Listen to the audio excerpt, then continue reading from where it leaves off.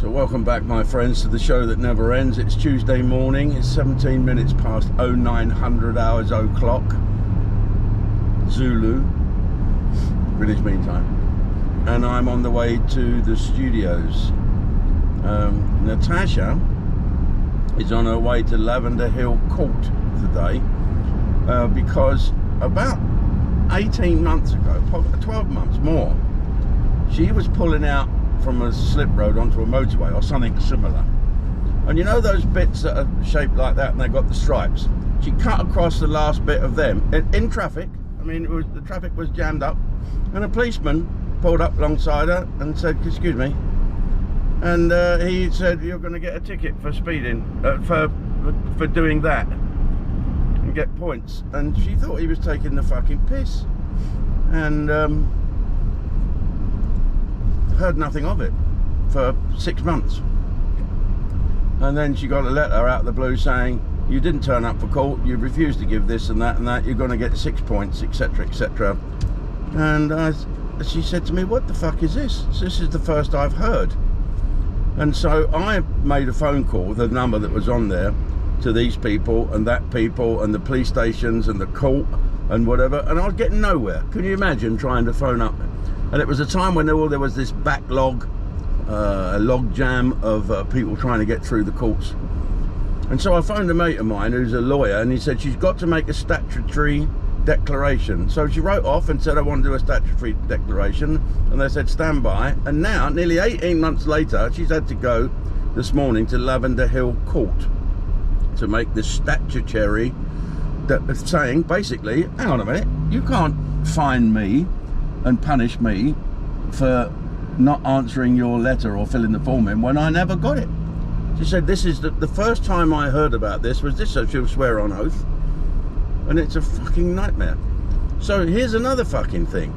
So the other night we're at the casino rooms in Rochester. So me and Francie, Tash drove home separately about an hour before us, and then Dave and I drove home. I dropped Dave off at Leatherhead. No, he dropped me off at Leatherhead. And I jumped in the car and I got onto the M3 at the Leatherhead turnoff. And I drove to the Woking turnoff on the M25. Now, I'd noticed on the M25 all the way up, and even on the M2 bit that we were on, or the M26, whatever it was, there were signs up on the gantry saying testing, speed testing thing. It's we're upgrading, you know, this is the stuff, and it's 50, 40, 30, this, that, whatever, and there's flashes going off all over the fucking place for people. So as I got to roundabout Cobham Services, I got flashed, flash. Oh fucking hell, what have I done? So I immediately look at my dashboard, and it said the speed limit is 70, you know, on your multifunctional display, 70 plus. My car did not change its speed. It's an automatic speed changer. I've explained this to you before, haven't I? I'll put it on now. You know, look. So it's now saying speed set to 30 miles an hour. It's now looking at the thing. So you click it up. And if we're going along in a 40 now, if it becomes 70, it will upgrade you. It's a 50 now. It will go slightly faster from the 40. If I press that. So anyway, stop dinging. So I thought, well, what's wrong here? There was no road works, no anything, no sign up on the thing that I noticed anyway, and the car never noticed it. Now, how does the car know? It's not GPS. This has got cameras everywhere. Does it look at the road signs? Does it look at this? Are the people who have the roads, the Ministry of Transport, are they obliged to send out electronically as well as visually that the speed has changed? All cars now have this, all the new ones. And so I thought, well, this is not right. This is again motorways who haven't got a fucking clue how to look after themselves. So the other night I drove to Dave Franks's house again. So I'm going now the other direction 12 hours later. No, less than 12 hours later. And so I'm driving to Frank's house, and I noticed that I'm on a 70-mile-an-hour stretch of lovely road, hardly any traffic. All the traffic was doing 70 as well. But my thing in my car was telling me it's a 50 and wouldn't let me go over 50 until I manually altered it. So I thought, why are we getting this wrong signal? And of course, when there's a long stretch of road and no gantry, you don't know what the speed limit is. You automatically think it is the national speed limit, which is on a motorway is 70. And so I got my mate to film my dashboard when it said, so then instead of going to Frank's, I thought something's wrong here. So I turned round and I ran again the route that I did the night before where I got photographed. Everywhere was a 70. Everywhere coming back was a 70. On the road going down, a 50. That's what it was saying, although it was a 70. Now I've got 70 coming back. I've looked at all the gantries, all the cameras, all the everything. Nothing. No roadworks, no nothing. Something is wrong.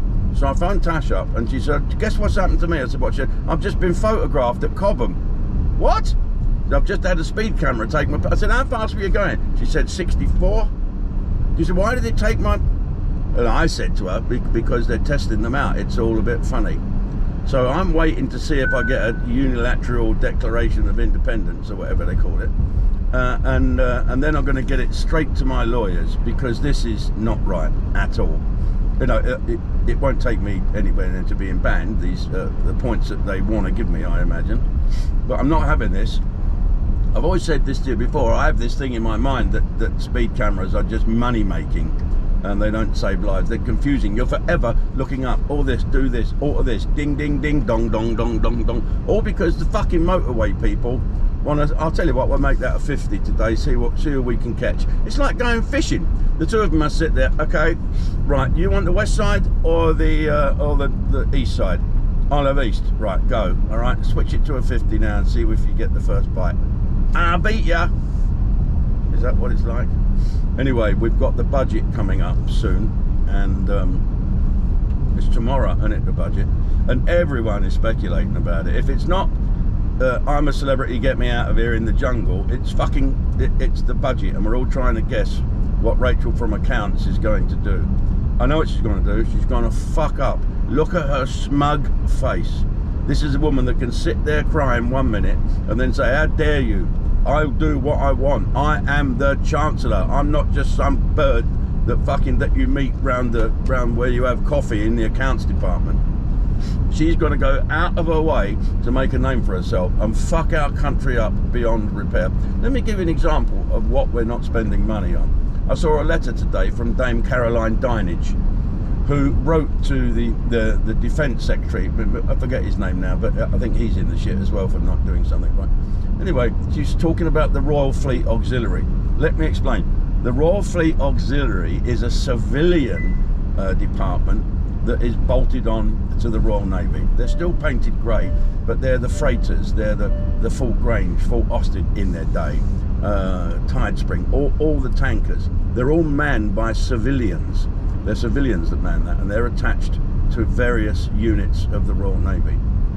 They haven't had a pay rise this year at all, and they should have had. It's in that year where they should have had a pay rise. So they're leaving in droves.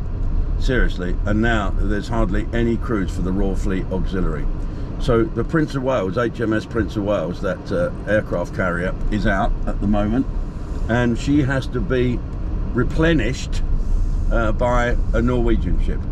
So we cannot look after ourselves. We've got 6 Type 42 destroyers. We've got 2 deployable. We've got aging, what they're called, the 23 destroyer, the Type 23. I mean, they are fucking old. I swear to God, they are old, and they're an anti-submarine warfare thing. Okay, we've got no submarines. Of the 6 Astute class submarines we got, none of them are operational. They're supposed to be the most advanced piece of kit in the world. They're shite, and there's not enough money being spent on them. We can't find the crews.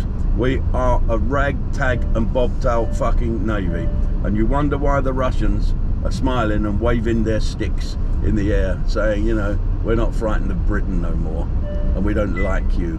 And what are they going to do? We've got no deterrent for their ballistic missiles. We've certainly no deterrent for their atomic weapons that they use, and it's a fucking joke. Why isn't Rachel from accounts spending some money on defence? We haven't got any defence. Our Navy is fucking shit. You could put our Navy in Blackheath Pond. And so why isn't she spending money on that? Because she knows fuck all about it. Obviously, look at her. I mean, just look at her, fuck's sake. It is criminal what is going on. And someone needs to do something about it. And if it's not Kemi Badenoch, then it's got to be Lee Anderson and the boys and Farage. He's probably too busy batting away all these idiots that said he made a racist remark 50 years ago. Oh, what did he do then? He said, I like Robinson's marmalade. For fuck's sake. Come over to Ustream when I get down to the studios and I'll continue this rant. It's going to be a good one this week. Don't you worry about that. And fingers crossed for Tash that she can get some justice from a country where justice is ceasing to exist. One of the great accolades in one's show business career was the knock on the door by Eamon Andrews with the big red book. I thought, this is your life. Let's have a look at this today. Yeah, so they stick you in a car and off you go. And you really don't have a clue who's coming. Oh, this is really choking me up, this.